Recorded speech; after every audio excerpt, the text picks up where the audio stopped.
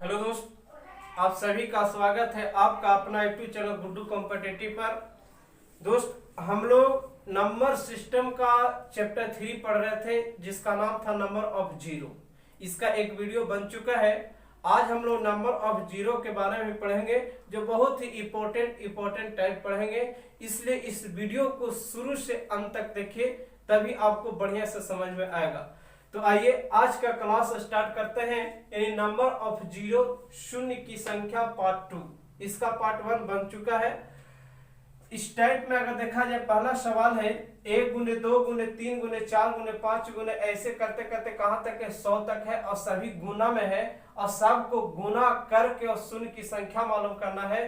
तो ऐसे करने में बहुत ही मुश्किल हो जाएगा। इसको निकालने का बहुत ही आसान तरीका है। इसको कैसे निकालेंगे, इसको सोल्व करने से थोड़ा इसके बारे में चर्चा कर लेते हैं। नंबर ऑफ जीरो हमने बताए थे पिछला वीडियो में कि 2 और 5 मिलकर शून्य बनता है, यानी गुना में 2 और 5 रहेगा तो शून्य बनेगा, अन्यथा नहीं बनेगा।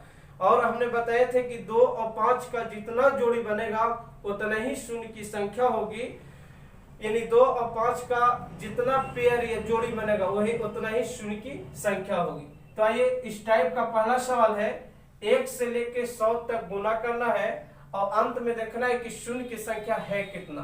तो गुना करना मुश्किल है, इसको कैसे निकालेंगे? इसको देखने में ही आपको लग रहा है कि ये जो है ये प्राकृत संख्या का सीरीज है। ये कौन सी प्राकृत संख्या का सीरीज है? क्या है कि 1 से लेके कहां तक लगता है? 100 तक। तो इसको सोल्व करने के लिए आसान तरीका क्या है कि इसको अंतिम संख्या को देखना है। अंतिम संख्या कितना है? 100, और इसमें अंतिम संख्या में 5 से भागा देना है। अंतिम संख्या में क्या करना है? 5 से भागा देना है। कब? जब प्राकृत संख्या का सीरीज हो। तो इस तरह के प्रश्न में शून्य की संख्या निकालने के लिए क्या करना है? अंतिम संख्या में 5 से भागा देना। ध्यान से सुनिएगा, हमने बता रहे हैं कि अगर प्राकृत संख्या का सीरीज हो, उसमें शून्य की संख्या निकालना हो तो अंतिम संख्या में 5 से भागा दे और भागफल में, कुछ में भागफल में पुनः 5 से भागा दे और तब तक 5 से भागा देना है जब तक कि 5 से कम या छोटा ना हो जाए। जब कम और छोटा हो जाएगा तो सारे भागफल को क्या कर देना है? जोड़ देना है, और सारे भागफल का योग ही आपके शून्य की संख्या हो जाएगी। आइए इसको सोल्व करके बताते हैं। हमने बताया कि अंतिम संख्या में 5 से भागा देना है। अंतिम संख्या कितना है? 100। तो 100 में 5 से भागा देंगे, यानी डायरेक्ट लगाते हैं, यानी कितना? 20 बार। हमने बताया कि पुनः भागफल में 5 से भागा देना है, और कब तक देना है? जब तक कि 5 से छोटा या कम न हो जाए। तो यहाँ पर अगर 5 से भागा दिए 100 में, तो इसका भागफल कितना हो गया? 20, जो 5 से क्या है? बड़ा। फिर 5 से भागा देंगे, कितना बार लगेगा? 4 बार। यहाँ पर देखा जाए तो इसका भागफल कितना हो गया? 4, जो 5 से क्या है? छोटा है। अब भागा नहीं देंगे, जब 5 से छोटा हो जाएगा तो भागा देना छोड़ देंगे। अब क्या करेंगे कि सारे भागफल को जोड़ देना है। जब 5 से छोटा हो जाए तो सारे भागफल को क्या कर देना है? जोड़ देना है, और सारे भागफल का योग ही शून्य की संख्या हो जाएगी। जैसे इसका भागफल कितना हो गया? 20, इसका भागफल कितना हो गया? 4, यानी 20 और 4 कितना हो गया? 24। ये आपका शून्य की संख्या हो गया। इसमें करना क्या है?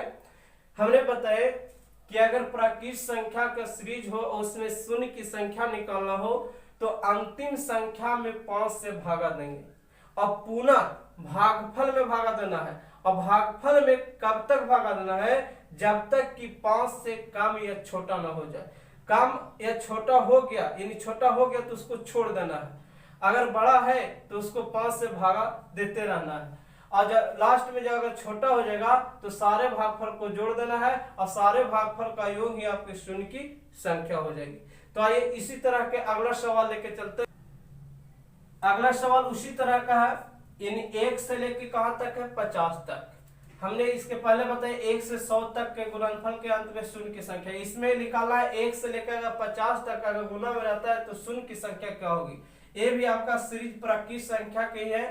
तो हमने बताया कि इस तरह के प्रश्न रहेगा तो हमने क्या करना है? अंतिम संख्या में 5 से भागा देना है, यानी अंतिम संख्या कितना है? 50। 50 में 5 से भागा देंगे तो कितना बार लगेगा?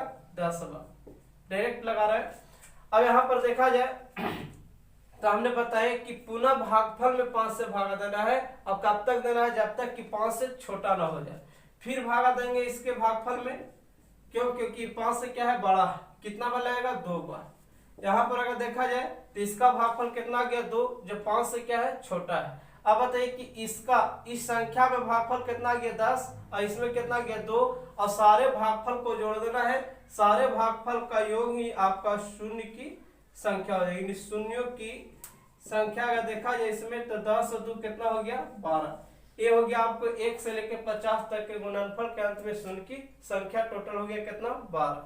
आइए तो इसी तरह के अगला सवाल लेके चलते। इसमें भी देखा जाए तो 1 से लेकर 147 तक के गुणनफल के अंत में शून्य की संख्या क्या होगी? तो इसमें भी ये भी आपका प्राकृत संख्या का सीरीज है। तो हमने बताया कि प्राकृत संख्या में अगर शून्य की संख्या निकालना हो तो अंतिम संख्या में 5 से भागा देना है। अब कब तक देना है? जब तक उसका भागफल 5 से छोटा ना हो जाए, और जब छोटा हो जाएगा तो सारे भागफल को जोड़ देना है, शून्य की संख्या हो जाएगी। अब बताइए इसका अंतिम संख्या कितना है? 147। 147 में 5 से भागा देंगे 4 2, 9 बार लगेगा, 2 हो गया। देखिए इसमें शेषफल से कोई लेना देना नहीं है, बस इसमें देखना है आपको कि पूरा पूरा कितना बार लग रहा है। शेषफल कुछ भी आवे उसे कोई मतलब नहीं है। अब यहाँ पर देखा जाए तो 5 से भागा दे तो भागफल जो है अभी भी 5 से क्या है? बड़ा है। तो फिर 5 से भागा देना है। कब तक देना है? जब तक कि 5 से छोटा ना हो जाए।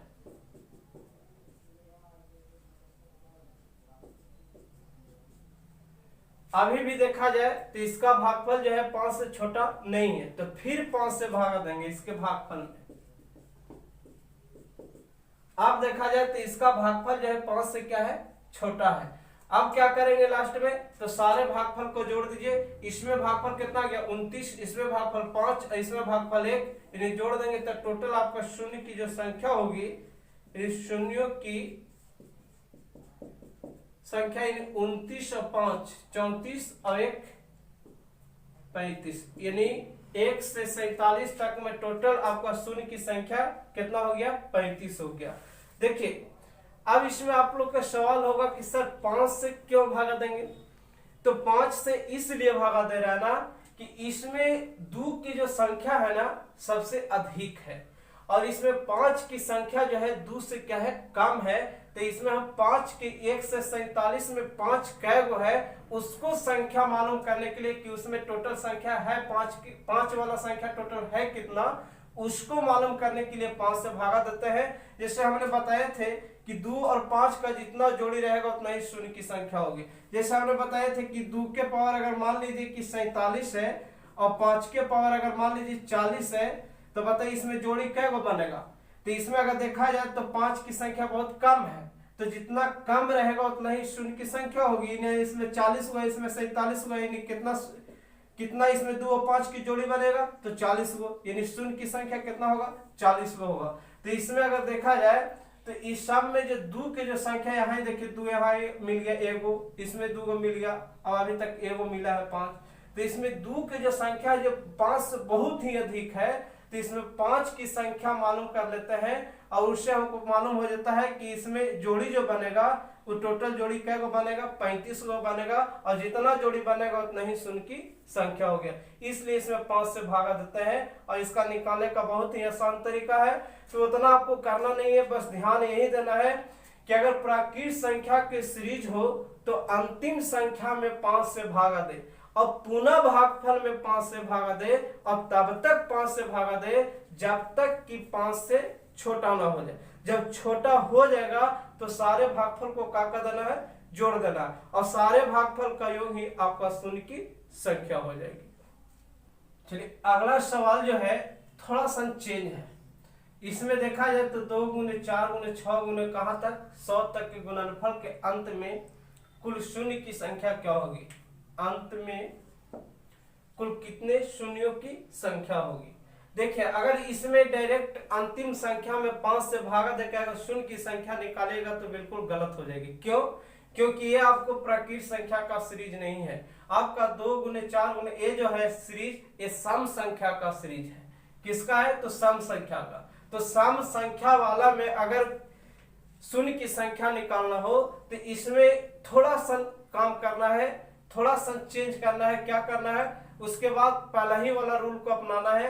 इसमें क्या करना है कि अंतिम संख्या को आधा कर दीजिए और बाकी उसी तरह से सोल्व कीजिए जो हमने बताया। एक कौन सी सीरीज है? सम संख्या का सीरीज है। तो सम संख्या में डायरेक्ट हम 5 से भागा देके शून्य की संख्या नहीं निकालेंगे। करना क्या है कि अगर सम संख्या का सीरीज हो, उसमें शून्य की संख्या निकालना हो तो अंतिम संख्या को आधा कर दे और आधा करने के बाद प्राप्त संख्या में 5 से भागा देंगे और उसके पुनः भागफल में 5 से भागा देंगे और तब तक 5 से भागा देंगे जब तक कि 5 से छोटा ना हो जाए और सारे भागफल को जोड़ देना है, आपको शून्य की संख्या हो जाएगी। तो सम संख्या में क्या करना है? तो अंतिम संख्या को आधा कर देना है। आधा के बाद जो प्राप्त संख्या होगी इसके 100 का आधा करेंगे तो कितना होगा? 50। अब बस फिर वैसा ही करना है, 5 से भागा देना है। कब तक? जब तक कि छोटा ना हो जाए। तो 10 बार लगेगा, फिर 5 से भागा देंगे 10 में, क्योंकि इससे बड़ा है तो कितना बार लगेगा? 2 बार। यानी इसका भागफल कितना गया? 2। ये 5 से क्या है? छोटा है तो आप भागा नहीं देंगे। अब क्या करेंगे? तो सारे भागफल को जोड़ दीजिए। आपका शून्य की जो संख्या हो गया, यानी शून्यों की संख्या 10 और 2 कितना? 12। ये आपका हो गया सम संख्या वाला सीरीज में 2 से लेके 100 तक के गुणनफल में कुल कितने शून्य होंगे? तो टोटल कितना हो गया? 12 हो गया। तो इसमें करना क्या है? हमने बताया कि सम संख्या वाले प्रश्न में अगर शून्य की संख्या निकालना हो तो अंतिम संख्या को आधा कर दे और आधा करने के बाद प्राप्त संख्या में 5 से भागा दे और तब तक 5 से भागा दे जब तक कि 5 से छोटा न हो जाए। और बार बार किस में देना है? तो भागफल में देना है। और जब 5 से छोटा हो जाएगा भागफल तो सभी भागफल को जोड़ दीजिए, शून्य की संख्या हो जाएगी। तो आइए इसी तरह के एक और सवाल लेके आते हैं। अगला सवाल है उसी तरह का, 2 से लेके कहां तक? 200 तक के गुणनफल के अंत में कुल कितने शून्य होंगे? तो हमने बताया कि सम संख्या वाला अगर सीरीज रहेगा तो उसके अंतिम संख्या को आधा कर देना है और आधा करने के बाद प्राप्त संख्या में 5 से भागा दीजिए और तब तक 5 से भागा दीजिए जब तक कि उसका भागफल 5 से छोटा ना हो जाए और सारे भागफल का योग ही शून्य की संख्या होगी। तो इसके अंतिम संख्या कितना है? 200। इसको आधा करेंगे तो कितना होगा? 100 और 100 में भागा दे दीजिए 5 से। इसको हम पहले भी बता दिए हैं।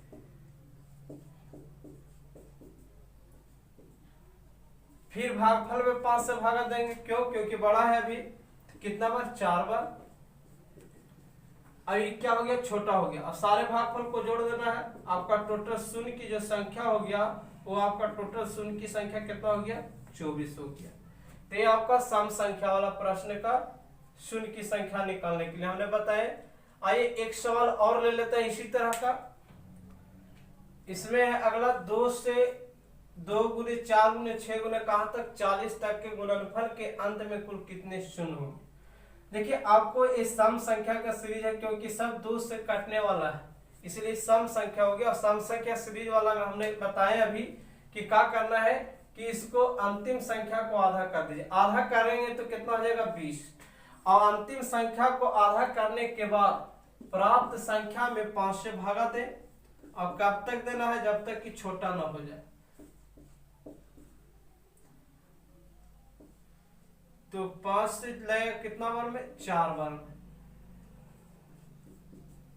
यानी इसमें अगर देखा जाए तो अब नहीं लगेगा क्योंकि छोटा है। तो इसमें शून्य की जो संख्या होगी वो टोटल आपका शून्य की संख्या कितना हो जाएगा? 4 हो जाएगा। तो ये था सम संख्या वाला। अगर आपको दिले रहे प्रश्न में उसमें शून्य की संख्या निकालना हो तो हमने बताया कि अंतिम संख्या को आधा करके प्राप्त संख्या में 5 से भागा दे और तब तक 5 से भागा दे जब तक उसके भागफल 5 से छोटा ना हो जाए। और जब छोटा हो जाएगा तो सारे भागफल को क्या कर देना? जोड़ देना है, शून्य की संख्या हो जाएगी। तो आइए इसमें अगर देखा जाए तो थोड़ा सा प्रश्न चेंज है। इसमें डायरेक्ट अगर 5 से भागा देके निकालेंगे या डायरेक्ट अंतिम संख्या को आधा करके 5 से भागा देंगे तो गलत हो जाएगी। क्यों? क्योंकि ना तो ये प्राकृत संख्या है और नहीं तो ये सम संख्या है। अगर देखा जाए तो 1 गुने 3 गुने 5 गुने 7 गुने 9, ना तो इसमें कहीं 2 मिल रहा है। तो ये जो संख्या का जो सीरीज है ये आपका विषम संख्या का सीरीज है। यानी विषम संख्या का सीरीज में अगर देखा जाए तो इसमें डायरेक्ट ना 5 से भागा देंगे और ना आधा करके 5 से भागा देंगे। अगर उस तरह से बनाएंगे तो बिल्कुल गलत हो जाएगी। इसमें अगर देखा जाए तो शून्य की संख्या जो होगी 0 होगा। अब कैसे? तो इसमें अगर देखा जाए तो कहीं भी आपको 2 नहीं मिल रहा है और बिना 2 के शून्य बनने वाला है ही नहीं। इसमें कहीं आपको 2 मिल रहा है, हाँ 5 की संख्या है तो 5 के साथ जब तक 2 नहीं रहेगा तो शून्य कहां से बनेगी? तो इसमें जो भी है सिर्फ तो सिर्फ 5 मिलेगा लेकिन 2 मिलने वाला नहीं है। क्यों? क्योंकि विषम संख्या उसे करता है जो 2 से ना कटे। तो 2 से ना कटने वाला सारा संख्या है तो इसमें 2 कहीं मिलने वाला नहीं है। तो इसमें डायरेक्ट हम 5 से भागा तक नहीं बनाएंगे क्योंकि विषम संख्या है। तो विषम संख्या के गुणनफल के अंत में शून्य की संख्या जो होगी 0 होगी, यानी 1 भी नहीं होगा। तो ये था आपका विषम संख्या वाला प्रश्न, यानी विषम संख्या वाला हमने बताए और हमने बताया प्राकृत संख्या, सम संख्या और विषम संख्या वाला। यानी विषम संख्या में जो भी आपका शून्य की संख्या होगी वो क्या होगा? 0 होगा। तो हम उम्मीद करते हैं कि आज का क्लास बिल्कुल आपको समझ में आया होगा। अगर आपको किसी प्रकार की कोई दिक्कत या प्रॉब्लम हो तो आप कमेंट कर सकते हैं। फिर मिलते हैं अगले वीडियो में। धन्यवाद।